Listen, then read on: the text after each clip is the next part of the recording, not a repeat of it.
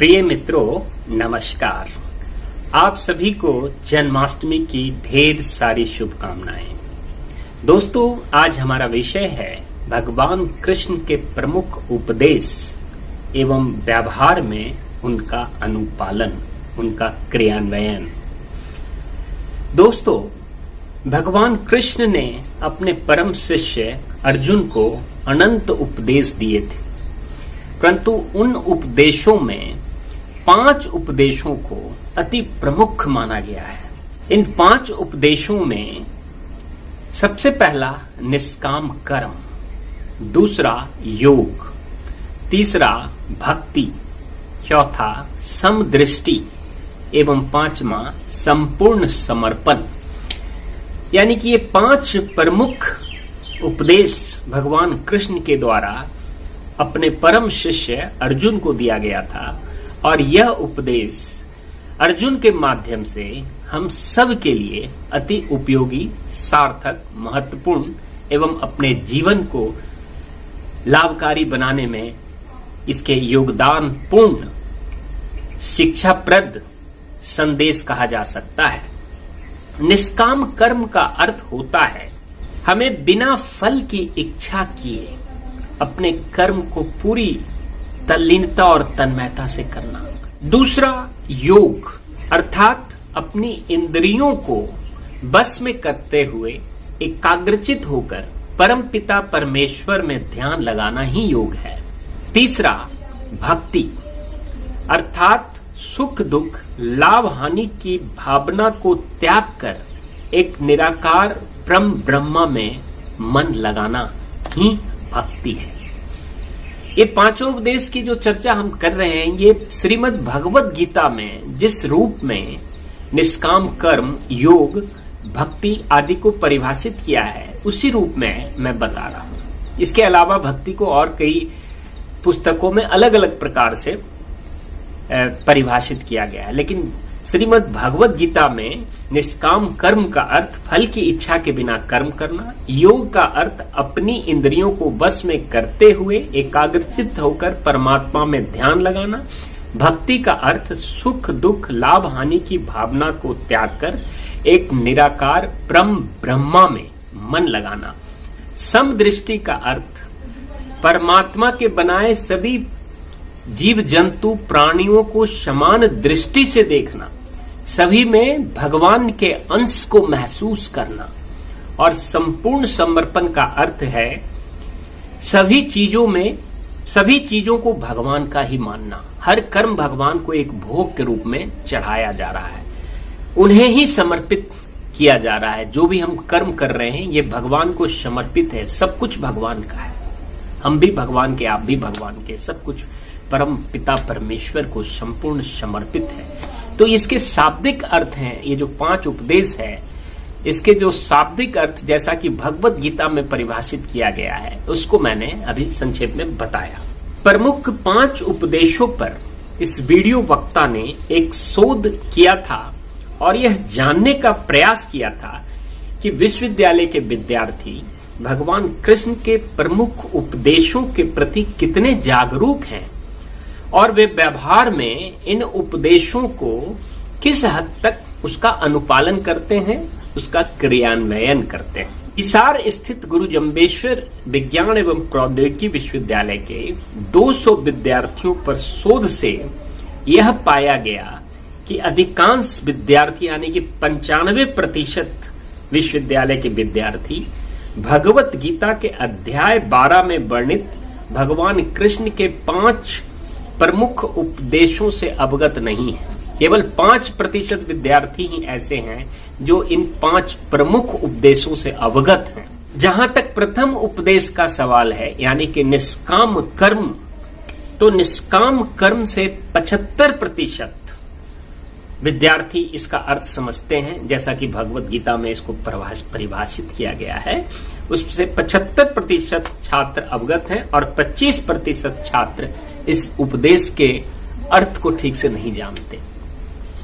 जहां तक निष्काम कर्म के अनुपालना का सवाल है, क्रियान्वयन का सवाल है, तो मात्र 4% विद्यार्थी ही निष्काम कर्म में विश्वास रखते हैं। वो बिना फल के कर्म करने जैसे किसी दर्शन, किसी उपदेश को बहुत सार्थक नहीं मानते। दोस्तों, यहां समझने योग्य बात यह है कि जब हम फल को केंद्र मानकर कर्म करते हैं तो कहीं न कहीं हमारे कर्म में स्वतः कमी आ जाती है। हम पूरी ध्यान, लगन व निष्ठा से अपना कर्म कर ही नहीं पाते। जैसे हम पूजा पर बैठा पुजारी का ध्यान यदि लड्डू पर और केला पर और गुलाब जामुन रसगुल्ले पर होगा तो जाहिर है कि उसके पूजा के प्रति जो उसकी कर्म है उसमें कुछ न कुछ कमी आएगी। मान लिया जैसे मैं अभी ये वीडियो बना रहा हूं और मेरा ध्यान है कि इसमें कितने लोग सब्सक्राइब करते हैं, कितने लोग लाइक करते हैं, कितने लोग ने इस पर सार्थक टिप्पणी की। अगर इस पर हम ध्यान रख करके अपना ये वीडियो बनाएंगे तो जाहिर है कि हमारे कर्म में कोई ना कोई कमी आएगी और यह कमी उस ध्यान भटकाव के बराबर होगी। इसको किसी ने आर्किमिडीज के सिद्धांत से जोड़ा है। जैसे आर्किमिडीज का सिद्धांत कहता है कि जब किसी ठोस पदार्थ को किसी द्रव्य में डुबोया जाता है तो उसके भार में एक प्रत्यक्ष कमी आती है और यह कमी उस ठोस पदार्थ के द्वारा विस्थापित द्रव्य के भार के बराबर होती। बिल्कुल उसी प्रकार मैं यहां पर इसका विश्लेषण कर रहा हूं कि जब हम कर्म करते हैं और मेरा ध्यान फल पर होता है तो हमारे कर्म में एक प्रत्यक्ष कमी आती है और वह कमी उस फल पर दिए गए ध्यान के बराबर होती।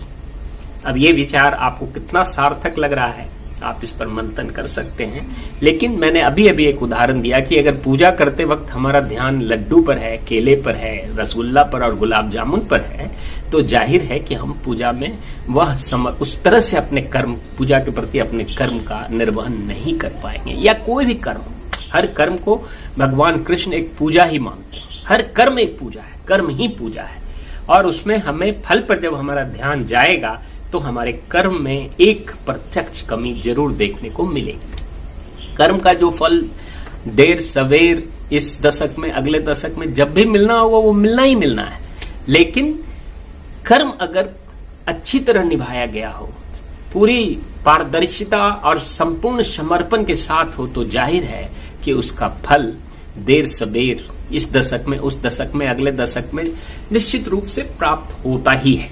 लेकिन ध्यान हमारा फल पर अगर होगा तो ध्यान में एक भटकाव और कर्म में कमी का आना स्वाभाविक है।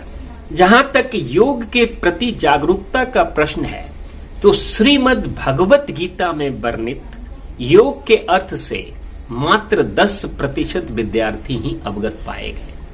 वैसे तो योग के अर्थ अलग अलग ग्रंथों में अलग अलग प्रकार से परिभाषित की गई।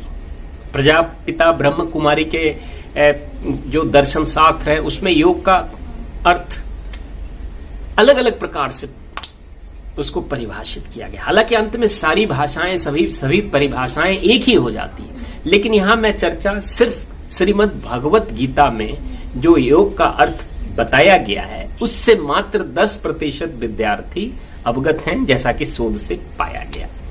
परंतु वर्तमान में प्रधानमंत्री नरेंद्र मोदी के द्वारा चलाए गए अंतर्राष्ट्रीय एवं राष्ट्रीय अभियान के माध्यम से यह जागरूकता में काफी त्वरित गति से वृद्धि आ रही है।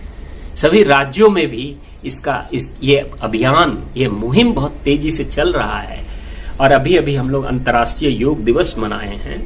तो और खास करके कोविड-19 के इस दौर में योग के प्रति, योग के अर्थ को समझने के प्रति एक विशेष जागरूकता का सृजन हुआ है और लोगों में इसके प्रति एक विशेष प्रकार का जागरण, चैतन्य निर्मित हुआ है। जहां तक योग के अनुपालन का प्रश्न है तो इस सर्वे से पाया गया कि 77.5% विद्यार्थी इसका अनुपालन करते हैं। हाँ, युवा विद्यार्थी प्राणायाम जैसे योग का पालन या राजयोग का पालन या जो बहुत उत्कृष्ट प्रकार के योग हैं उसका अनुपालन बहुत कम करते हैं और वो आसन, शारीरिक व्यायाम जैसे योग का अनुपालन तुलनात्मक रूप से काफी अधिक करते हैं। इस विद्यालय और महाविद्यालय और विद्यालय में और राज्य स्तर पर, सभी स्तर पर चौतरफा एक प्रयास है कि योग को एक जीवन का अभिन्न अंग बनाया जाए और योग से संबंधित निरंतर विभाग खोले जा रहे हैं विद्यालय में, महाविद्यालय में, विश्वविद्यालय में। यहां तक कि नई शिक्षा नीति 2020 में भी इस पर विशेष बल दिया गया है। तो इससे योग के प्रति और भी ज्यादा जागृति उत्पन्न हो रही है। जहां तक भक्ति के प्रति जागरूकता का प्रश्न है तो श्रीमद् भगवत गीता में वर्णित भक्ति से मात्र 20% विद्यार्थी ही अवगत पाए गए। जो विद्यार्थी भक्ति से अवगत हैं उनमें 70% इसका अनुपालन अपने जीवन में करते हैं, ऐसा शोध से पता चला। दूसरी ओर जहां तक समदृष्टि, इसे संभाव भी कहते हैं, समदृष्टि के प्रति जागरूकता का प्रश्न है तो मात्र 10% विद्यार्थी समदृष्टि से अवगत हैं और इन 10 में 30% विद्यार्थी, यानी कि इस 10% में मात्र 30% विद्यार्थी समदृष्टि का अपने जीवन में अनुपालन करते हैं। समदृष्टि का अर्थ जैसा कि मैंने पूर्व में बताया और जैसा कि भगवत गीता में वर्णित है कि समदृष्टि मतलब सभी जीव जंतुओं को समान दृष्टि से देखना, सभी में भगवान के अंश को महसूस करना। तो इसके प्रति 30%, उन 10% में जो इससे अवगत हैं उसमें 30% इसका अनुपालन करते हैं। जहां तक संपूर्ण समर्पण के प्रति जागरूकता का प्रश्न है तो श्रीमद् भगवत गीता में वर्णित संपूर्ण समर्पण से मात्र 5% विद्यार्थी अवगत हैं। संपूर्ण समर्पण जैसा कि इसका अर्थ भगवत गीता में वर्णित है कि सब कुछ भगवान को समर्पित, सब कुछ भगवान का ही मानना, हर वस्तु, हर जीव जंतु, प्राणी सब भगवान के हैं और हर कर्म हम भगवान को समर्पित कर रहे हैं। तो इससे इसके प्रति मात्र 5% विद्यार्थी, हालांकि जो सर्वेक्षण में 200 विद्यार्थियों को लिया गया मैं उसका ही जिक्र कर रहा हूं, अवगत हैं और इन 5% में मात्र उनमें से 2% व्यवहार में इसका अनुपालन करते हैं। अब इस प्रकार हम कह सकते हैं कि अधिकांश विद्यार्थी भगवत गीता के अध्याय 12 में वर्णित भगवान कृष्ण के प्रमुख 5 उपदेशों से अवगत नहीं है। यद्यपि प्रथम उद्देश्य निष्काम कर्म से काफी विद्यार्थी अवगत हैं, परंतु अन्य 4 उपदेशों से प्रत्यक्षतः अवगत नहीं है। जैसे योग पर वर्तमान सरकार द्वारा अंतर्राष्ट्रीय एवं राष्ट्रीय स्तर पर अभियान व मुहिम चलाने के कारण अधिकांश विद्यार्थी अवगत हैं और इसका काफी हद तक अनुपालन भी करते हैं, परंतु भगवत गीता में किस रूप में वर्णित है इससे विद्यार्थी थोड़ा कम अवगत हैं। जहां तक अन्य प्रमुख उपदेश भक्ति, समदृष्टि व संपूर्ण समर्पण का प्रश्न है तो इसे अधिकांश विद्यार्थी न तो जानते हैं और न ही इसका अनुपालन करते हैं। यूं तो भगवत गीता का प्रथम उपदेश निष्काम कर्म से अधिकांश विद्यार्थी अवगत हैं, परंतु अपने व्यावहारिक जीवन में इसे वे अपनाना नहीं चाहते। उन्हें फल युक्त व सकाम कर्म ही अधिक पसंद है। वैसे तो भगवान कृष्ण ने स्पष्ट किया है कि यदि कर्म को योग, भक्ति, समदृष्टि व संपूर्ण समर्पण के साथ किया जाए तो अवश्य ही इसका फल इस जन्म में नहीं तो अगले जन्म में प्राप्त होता है। परंतु विद्यार्थियों का ऐसा मानना है कि इतना धैर्य किसके पास है कि वे अगले जन्म का इंतजार करेंगे। हमें तो सकाम कर्म ही पसंद है, हमें तो फलप्रद कर्म ही पसंद है। ये अधिकांश विद्यार्थी फल को केंद्र मानकर ही कर्म करते हैं आज के इस युग में।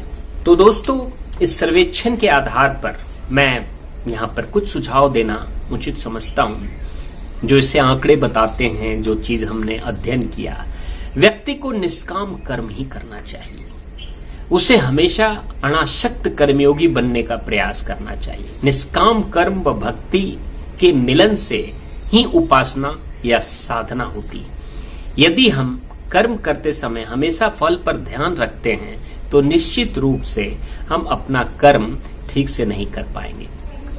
मान लीजिए अभी मैंने पूजा का उदाहरण दिया था या अभी किसी भी कर्म का उदाहरण दिया था कि हम जब फल पर ध्यान रखते हैं तो हमारे कर्म में एक विशेष कमी आती है और अंततोगत्वा हमारा फल भी प्रभावित होने लग जाता है। इसलिए निष्काम कर्म की जो महत्ता है उसको श्रीमद् भगवत गीता में बहुत ही विस्तार से भगवान कृष्ण ने अर्जुन को उपदेश देते वक्त समझाया था। योग से, दूसरा सुझाव, योग से हमें शारीरिक, मानसिक व आध्यात्मिक ऊर्जा प्राप्त होती है। योग से हमारा ध्यान सशक्त भाव से केंद्रित होता है। इससे हमें अपने इंद्रियों पर नियंत्रण करने में काफी बल मिलता है, काफी सहयोग मिलता है। इससे कर्म करने की क्षमता, बुद्धि व एकाग्रता भी बढ़ती है। योग के अनेक प्रकार हैं, जैसे आसन, प्राणायाम, राजयोग, ध्यान योग, कर्म योग, भक्ति योग, पुरुषोत्तम योग आदि। उम्र, व्यवसाय व रुचि के अनुरूप अलग अलग व्यक्ति के लिए अलग अलग योग अधिक सार्थक, प्रभावी व उपयोगी सिद्ध होता है। इसके बाद भक्ति के साथ जब कर्म किया जाता है तो स्वतः साधना व उपासना का वह रूप ले लेती है। भक्ति प्रेम एवं श्रद्धा का ही एक मिश्रित रूप है, यानी साधना इज इक्वल टू प्रेम प्लस श्रद्धा प्लस भक्ति।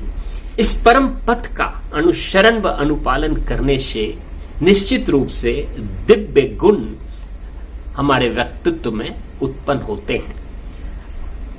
अलग अलग प्रकार की भक्ति अलग अलग स्थिति में अधिक कारगर व उपयोगी सिद्ध होती है। हमें सारे संसार को समान दृष्टि से ही देखना चाहिए। परमात्मा के बनाए सभी प्राणियों को समभाव से देखना चाहिए। सभी प्राणियों में, जीव जंतुओं में हमें भगवान के अंश को महसूस करना चाहिए और सदैव यह ध्यान रखना चाहिए कि संसार में एक सर्वव्यापी ब्रह्मा, जो सर्वोच्च शक्ति है, वो विद्यमान है। इसके अलावा जो अगला सुझाव है वो हमें यह मानना चाहिए कि सभी चीजों पर ब्रह्मा का अधिकार है। सब कुछ उन्हीं का है, इसलिए उन्हें ही समर्पित कर देना चाहिए। इस दृष्टिकोण को अपनाने से हम स्वतः अनासक्त कर्मयोगी बन जाएंगे और हमें निष्काम कर्म की भावना जागृत होने लगेगी। हमारे अंदर निष्काम कर्म के प्रति एक चैतन्य विकसित होने लगेगा। विद्यार्थियों एवं युवाओं एवं हम सभी को श्रीमद् भगवत गीता में वर्णित भगवान कृष्ण के प्रमुख उपदेशों को प्रभावी तरीके से समझने के लिए विभिन्न धार्मिक संगठनों, शैक्षिक संस्थाओं, जन संचार माध्यमों व समाज को सक्रियता से कार्य करना होगा।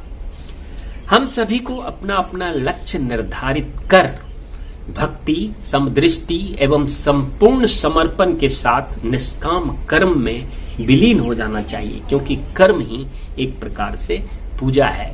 यहाँ लक्ष्य निर्धारण कर्म के निष्पादन में अत्यंत महत्वपूर्ण है। बहुत लोग लक्ष्य निर्धारण को ही फल समझते हैं, जो कि बिल्कुल अलग है। लक्ष्य हमारे कर्म का आधार है, इसलिए हमारे जीवन में लक्ष्य अवश्य होना चाहिए, लेकिन हमें फल की चिंता नहीं करनी चाहिए।